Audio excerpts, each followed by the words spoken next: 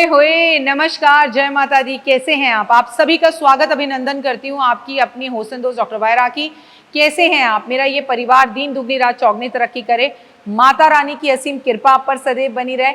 चलिए कार्यक्रम की शुरुआत करते हैं हमेशा की तरह बिलीव इन कर्मा।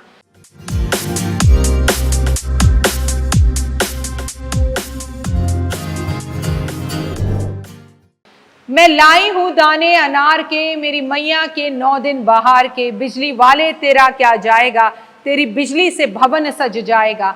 आप सभी को नवरात्रों की हार्दिक शुभकामनाएं। 3 अक्टूबर गुरुवार के दिन से नवरात्रे आरंभ हो रहे हैं। इस बार माँ पालकी पर बैठकर आ रही है। जी हाँ, जब भी माँ पालकी पर बैठकर आती है तो थोड़ी परेशानियां तो आती हैं, पर माँ है अपने बच्चों को कुछ होने नहीं देगी। लेकिन खाने के बारे में इस वीडियो में मैं विशेषकर आपसे बात करने जा रही हूँ। लेकिन हमेशा एक बात याद रखिए, जस्ट बिलीव इन कर्मा, कर्म अच्छे करें, जो करे भला तो हो भला। तो जैसा आप करते हैं वैसा आपको मिलता है। नवरात्रि के दौरान आहार का विशेष ध्यान रखा जाता है। हर कोई तो व्रत नहीं रख सकता। अगर आप व्रत नहीं रख सकते तो क्या खाएं? आप कम खाएं। अगर व्रत नहीं रख सकते, ज्यादा खाने से थोड़ा सा बचें। फल, सेब, केला, पपीता, अंगूर, संतरे, सिंघाड़े, तमाम तरह की चीज़ें बाजार में हैं जो आप खा सकते हैं। ये सीज़न के फल हैं जो आए हैं। दूध या दूध से बनी हुई चीज़ें, पनीर, आप ये चीज़ें खा सकते हैं। दही आप खा सकते हैं। आप साबूदाना खा सकते हैं। आप कद्दू का सूप ले सकते हैं। आप लौकी का सूप ले सकते हैं। अगर आपने व्रत नहीं रखा तो व्रत रखा है तो भी ले सकते हैं, पर दिन में एक बार। साबूदाने की खिचड़ी खाना, साबूदाने की टिकिया खाना, साबूदाने की खीर खाना, सिंघाड़े का आटा खाना, सिंघाड़े की पूरी खाना, सिंघाड़े का हलवा खाना, कद्दू का आटा खाना, कुट्टू का आटा खाना, कद्दू की सब्जी खाना, जो कि माँ को भी बेहद ज़्यादा पसंद है। और क्या ना खाएं। सबसे पहली बात, आपने व्रत रखे हैं या नहीं रखे। आपके माँ घर दुर्गा भवानी नवरात्रों में अखंड ज्योत के रूप में आ रही है या नहीं आ रही है, इससे कोई फर्क नहीं पड़ता। पर नवरात्रों में लहसुन प्याज का सेवन नहीं किया जाता।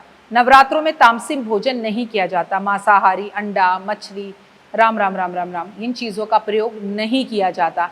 शराब, नशीली वस्तुएं, सिगरेट, तंबाकू, इन चीज़ों का प्रयोग करने से बचें। अनाज में गेहूं, चावल आदि ना खाएं। अगर आपने व्रत रखा है, नहीं रखा तो फिर कम खाएं। तली हुई चीज़ें भी थोड़ी कम खाएं, और खानी भी पड़े तो कोशिश करें कि घी में खाएं, जिससे बहुत अधिक तेल या घी ना हो। आपको मैं बता दूं, खट्टा, सिरका, नींबू, इन चीज़ों को खाने से भी हमें बचना चाहिए। आपको नवरात्रे के दौरान पालक नवरात्रों में ढंग से धोकर खाई जाए तो खानी चाहिए। आपको मैं बता दूं कि कुछ सही चीज़ें भी मैं आपको इस आम वीडियो में बताने जा रही हूँ। कलश स्थापना के समय निम्नलिखित बातों का ध्यान रखें। पहली बात, कलश स्थापना करते वक्त लड़ाई झगड़ा ना करें। कलश आपका खंडित ना हो। कलश पर स्वास्तिक जरूर बना हो। कलश की स्थापना सही समय पर करें। कलश की स्थापना का सही समय शुभ मुहूर्त है, या मैंने आपके साथ अपने पहले नवरात्रि की वीडियो में वो भी शेयर किया है। मैं मानती हूँ कलश स्थापना और माँ की खेतरी जो है, आप अगर बोते हैं या अखंड ज्योत जलाते हैं तो सुबह 4 से 5:30 बजे से बेहतर कोई भी समय नहीं हो सकता। ब्रह्म मुहूर्त में कीजिए। कलश जब आप स्थापित करें, भले ही उस दिन गुरुवार है, लेकिन अपने बाल धोएं, क्योंकि वार से बड़ा त्योहार। बालों को बांध कर कलश स्थापना करें। कलश जहां पर स्थापित करें, शुद्धता, साफ सफाई का ध्यान रखें। कलश को हमेशा पवित्र जगह पर रखें, और एक बार कलश को कहीं रखने के बाद उसे दोबारा हिलाना नहीं चाहिए। कलश में जल भरें, उसमें सुपारी, चावल, सिक्के, फूल ज़रूर डालें। संभवतः हो सके तो चांदी का सिक्का डालें। उस पर स्वास्तिक बनाएं। उसमें थोड़ी सी दुर्बा अर्पण ज़रूर करें। दुर्बा का गुच्छा डालें, उस पर मोली बांधें और कलश को नमन करें। हाथ जोड़कर प्रणाम ज़रूर करें। पूजा स्थान का चयन, कलश आप हमेशा उत्तर या पूर्वी दिशा की तरफ स्थापित करें, और कोशिश करें कि कलश एक जगह स्थापित करने के बाद उसे बार बार ना हिलाएं। कलश स्थापित करने के साथ साथ गणेश जी की पूजा से ही नवरात्रों की शुरुआत करें, क्योंकि अगर आपने गणेश जी को सबसे पहले पूजा कर ली तो गणपति महाराज सभी विघ्नों को दूर करेंगे। ध्यान मंत्र करें, अखंड ज्योत जलाएं। अगर आपके पास घी नहीं है अखंड ज्योत जलाने के लिए तो सुबह शाम की ज्योत जलाएं। धूप दीप भगवान के समक्ष जरूर जलाएं। और अगर अखंड ज्योत जला रहे हैं तो ध्यान रखें कि आपकी जो बत्ती है वो बड़ी हो, और उसमें समय समय पर घी अर्पण जरूर करें। माँ को नैवेद्य अर्पण जरूर करें। माँ को फल फूल अर्पण करें। माँ को पान का भोग जरूर लगाएं। श्री यंत्र को आज के दिन पंचामृत से स्नान जरूर कराएं।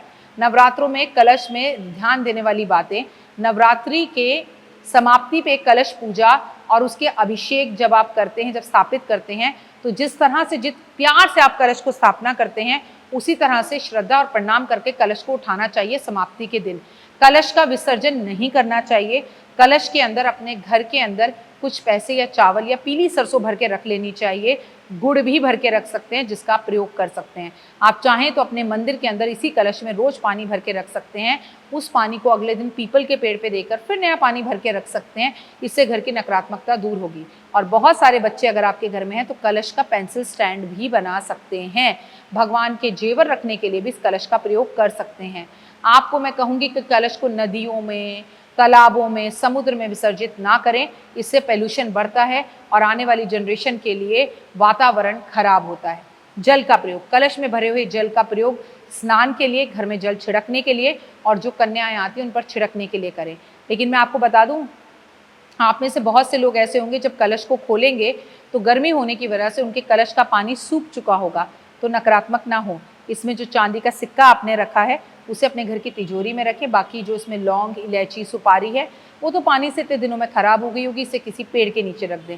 अतिरिक्त पानी अगर कलश में बचे तो उसे भी किसी पेड़ में डाल दें, वो ज़्यादा उत्तम होगा। आपको मैं बता दूं, पौधों की देखभाल करना बहुत अच्छा होता है। अगर आप उसमें कलश से पानी, इसी कलश से नियमित रूप से पानी भरकर डालते हैं, अगर इस कलश को जिसमें आपने दुर्गा माँ भवानी के लिए रखा है और 9 दिन पूजा की है, रोज इसी कलश में अगर आप सूर्य देव को जल भरकर देते हैं तो आपका सूर्य कई करोड़ गुना एक्टिव हो जाता है और अच्छे रिजल्ट देने लगता है। घर के सभी लोग एक दूसरे की मदद करें। नवरात्रों में अगर किसी ने घर में व्रत रखा है तो उसकी मदद करें। केवल एक ही व्यक्ति पूजा पाठ या सारे कष्ट और तकलीफों को ना देखे। अगर आपके घर में कलश स्थापित नहीं होता तो आप अपने बड़े बुजुर्गों से पूछकर इस बार कलश स्थापित कर सकते हैं, क्योंकि इस साल मंगल है राजा और मिट्टी का कलश जो होता है मंगल से जुड़ा हुआ होता है।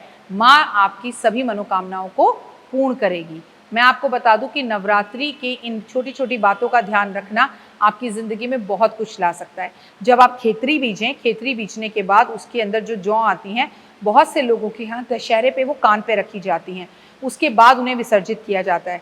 लेकिन इस बार अपने भाई के कान में वो जौ रखने के बाद बाकी जौ को आप गाय को खिला दें, कुछ अपने घर की तिजोरी में रखें और उसकी जो मिट्टी है उस मिट्टी को अपने घर के गमलों में डाल दें और जो मिट्टी का पात्र है उसमें घर के आसपास की जीव जंतुओं के लिए पानी भरकर ज़रूर रखें।